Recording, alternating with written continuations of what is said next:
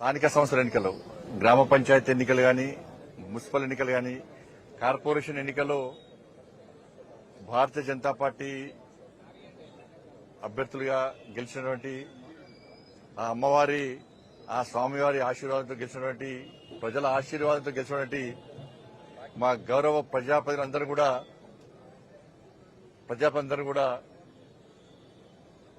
కొండగట్టు అంజన్న దర్శనం కోసమని వస్తామని చెప్పి ఆ రోజే మొక్కోవడం జరిగింది.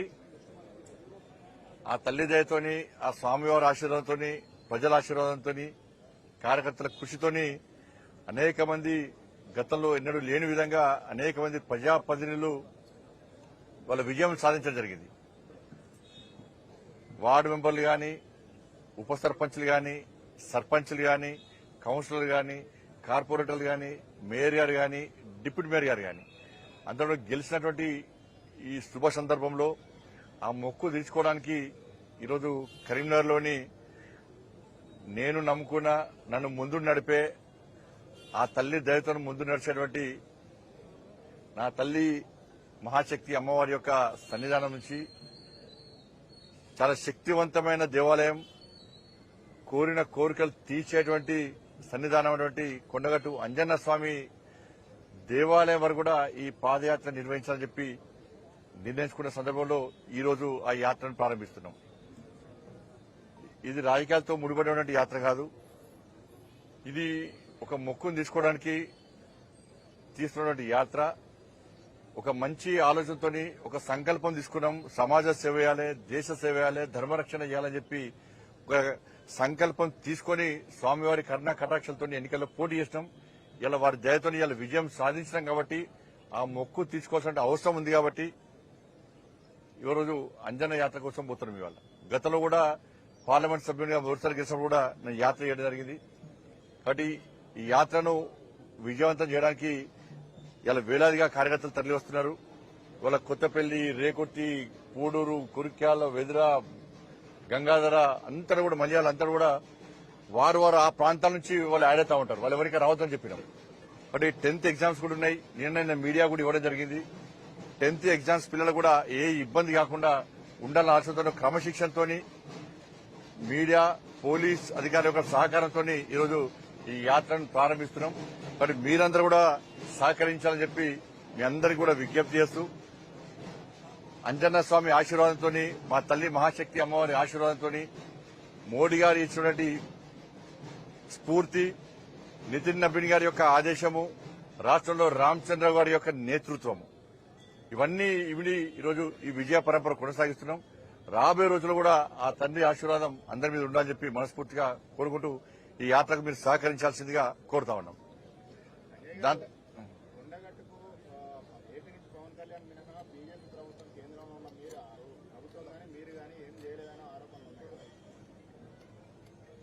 ఆంధ్రప్రదేశ్ లో ఉన్నది ఎన్డీఏ ప్రభుత్వం. ఆంధ్రప్రదేశ్ లో ఉన్నది భారతీయ జనతా పార్టీ, తెలుగుదేశం పార్టీ, జనసేన ప్రభుత్వం. డబుల్ ఇంజన్ సర్కార్ ఆంధ్రప్రదేశ్ లో ఉంది కాబట్టే ఆంధ్రప్రదేశ్ నుంచి నిధులు కొండగట్టుకు వచ్చినాయి. కాబట్టి ఇక్కడ కూడా నెక్స్ట్ వచ్చేది డబుల్ ఇంజన్ సర్కారే. కాబట్టి కొండగట్టును తిరుమల తిరుపతి దేవస్థానం తరహాలో అభివృద్ది చేస్తాం. అక్కడ దీక్ష చేసుకున్న స్వాముల దీక్ష విషయంలో గాని, మాల విరమణ విషయంలో గాని, ఆంజనేయ స్వామి జయంతి సందర్భం గాని, ఇతరత్ర విషయంలో గాని, మంటపం గాని, నిరంతర భోజనశాల గాని, అక్కడ గిరి ప్రదక్షిణ విషయంలో గాని, నీటి సౌకర్యం విషయంలో గాని, కళ్యాణ మండపం విషయంలో గాని, గెస్ట్ హౌస్ల విషయంలో గాని అన్ని విషయాల్లో ఒక బ్రహ్మాండమైన ప్లాన్ తోని మేము ముందుకు వస్తాం. ఇలా విమర్శించే వాళ్ళు 10 సంవత్సరాల అధికారంలో ఉన్నారు. ఒక్క పైసా ఇవ్వలే, 100 కోట్లు ఇస్తాం, 200 కోట్లు ఇస్తాం, 500 కోట్లు ఇస్తామని చెప్పిన వ్యక్తులు, కొండగట్టుకు వచ్చి మొక్కులు తీసుకున్న వ్యక్తులు, కానీ ఆంజనేయ స్వామికి ఇచ్చిన మొక్కులు మాత్రం తీర్చుకునే పరిస్థితులు లేరు. ఈ ప్రభుత్వం వచ్చి 2 సంవత్సరాలే ఒక్క పైసా ఇవ్వలే. కాబట్టి అక్కడ ఇచ్చింది ఎన్డీఏ ప్రభుత్వం ఇచ్చింది, ఎన్డీఏ ప్రభుత్వం ఉంది. ఇక్కడ కూడా నెక్స్ట్ ప్రజలు అదే కోరుకున్నారు. డబుల్ ఇంజన్ సర్కార్ వస్తేనే ఇవాళ కొండగట్టు గాని అభివృద్ది చెందుతాయని చెప్పి ఒక ఆలోచన రావాలి. తప్పకుండా మేము దానికి అన్ని రకాలుగా ఒక ప్లాన్ తో ఉన్నాం. గత ప్రభుత్వము నేను కొత్తగా ఎంపీ గెలిచిన తర్వాత ప్రసాదం స్కీమ్ కింద కొండగట్టికి వెమ్లవాడ గాని కొండగట్టు గాని ఇల్లంతకుంట దేవాలయం గాని ఈ దేవాలయాలను ఒక టెంపుల్ కారిడార్ గా చేయాలని చెప్పి ఒక ఆలోచన ఉండే. కానీ గత ప్రభుత్వం కనీసము అనుమతి ఇచ్చే పరిస్థితి, అప్రూవల్ ఇచ్చే పరిస్థితి లేదు. నిజంగా గత ప్రభుత్వం సహకరిస్తే ఇవాళ కేంద్రం నుంచి నిధులు వచ్చేది ప్రసాదం స్కీమ్ కింద. ఇలా స్కీమ్ లేదు, ఇవాళ అయిపోయింది. దాని కారకులు ఎవరు? ఎంత అభివృద్ధి చేద్దామన్నా గత ప్రభుత్వం సహకరించలే. ఇప్పుడు స్కీమ్ లేదు. కానీ కారకులు ఎవరో ప్రజలకు తెలుసు. కానీ నిధులు తెచ్చేది ఎవరో ప్రజలకు తెలుసు. సహకరిస్తే తప్పకుండా మేము కూడా నిధులు తీసుకొస్తాం. అంటే ఇప్పుడు ఈ యాత్ర మీరు మొక్కు తీర్చుకునేందుకు అంటారు కదా, మొక్కు తీర్చుకోవడంతో పాటు పొలిటికల్ ఇంటెన్షన్ ఏముంది? ఎవరు అనుకుంటే ఏమైనా ఇప్పుడు నేను అంజనేయ స్వామి మా కార్పొరేట్లు అందరికీ చెప్పినాం, మీటింగ్ లో చెప్పినాం, సభలలో కూడా చెప్పినాం. కొండగట్టు అంజన ఆశీర్వాదం చేస్తాం, తప్పకుండా వస్తామని చెప్పండి. గతంలో తీసుకున్నాం, ఇప్పుడు తీసుకుంటాం.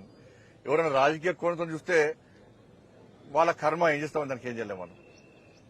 వాళ్ళు కూడా దేవుడు కరుణించాలని చెప్పి వాళ్ళు కూడా యాత్ర చేసే శక్తిని, సామర్థ్యాన్ని, ఆలోచన కల్పించాలని చెప్పి అంజనేయ స్వామి వేడుకుంటున్నాను.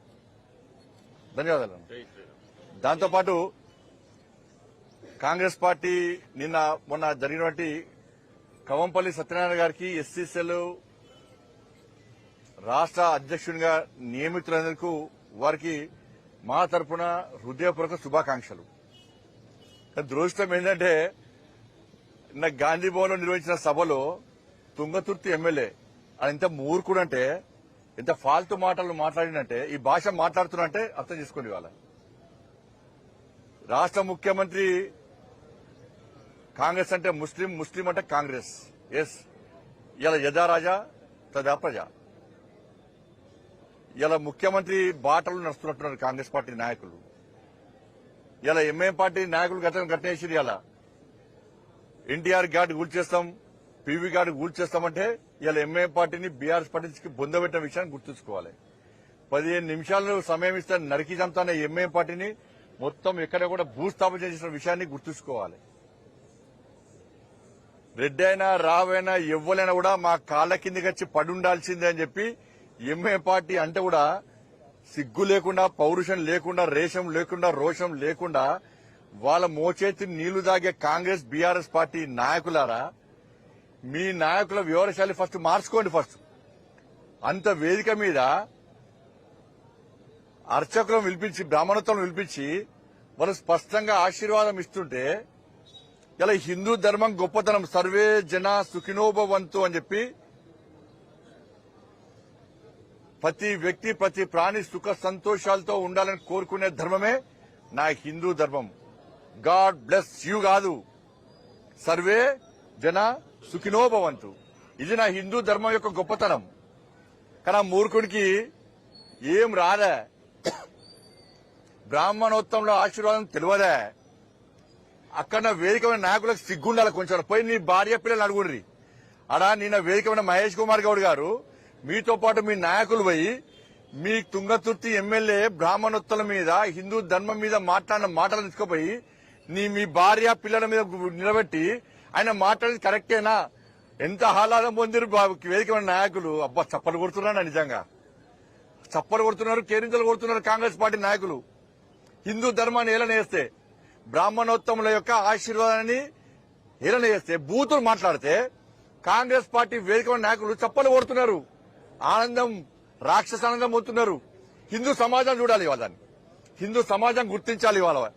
కాంగ్రెస్ పార్టీ యొక్క ద్వంద్వ విధానాలు, కాంగ్రెస్ పార్టీ యొక్క హిందూ వ్యతిరేక విధానాలను ఇలా హిందూ సమాజం గుర్తించాలి. ఎన్ని రోజులకే పడుంటాం? అరే, దేవుణ్ణి తిట్టిర్రు, దేవాలయాన్ని గూస్తున్నారు, సమాజాన్ని చీల్చే ప్రయత్నం చేస్తున్నారు, నిర్లక్ష్యం చేస్తున్నారు హిందూ సమాజాన్ని. చివరకు బూతులు తిట్టే స్థాయికి వచ్చిర్రంటే ఇలా తుంగతుర్తి నువ్వు ఎట్లా గెలుస్తావు చూస్తాం ఈసారి ఇండియా.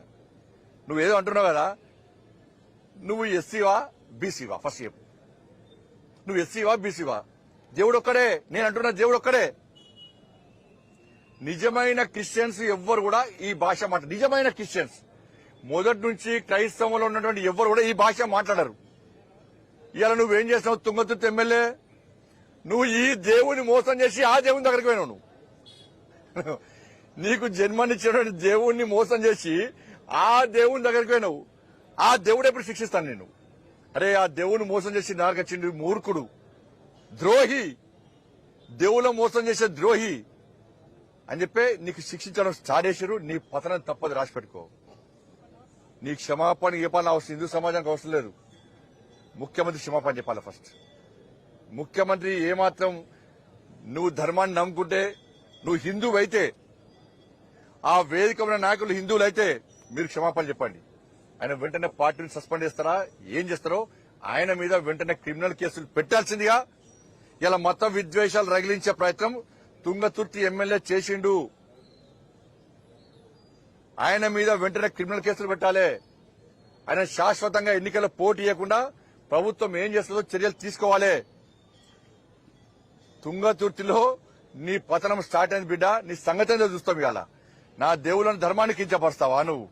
హిందూ సమాజం ఏది మా సహనాన్ని, హిందూ సమాజం యొక్క సహనాన్ని పిరికితంగా భావిస్తే ఏం చేస్తామో కరీంనగర్లో చూపెట్టినాం, జిఎస్ఎంసీ ఎన్నికలు చూపెట్టినాం, మళ్ళా చూపెట్టబోతున్నాం, మళ్ళా చూపెట్టబోతున్నాం.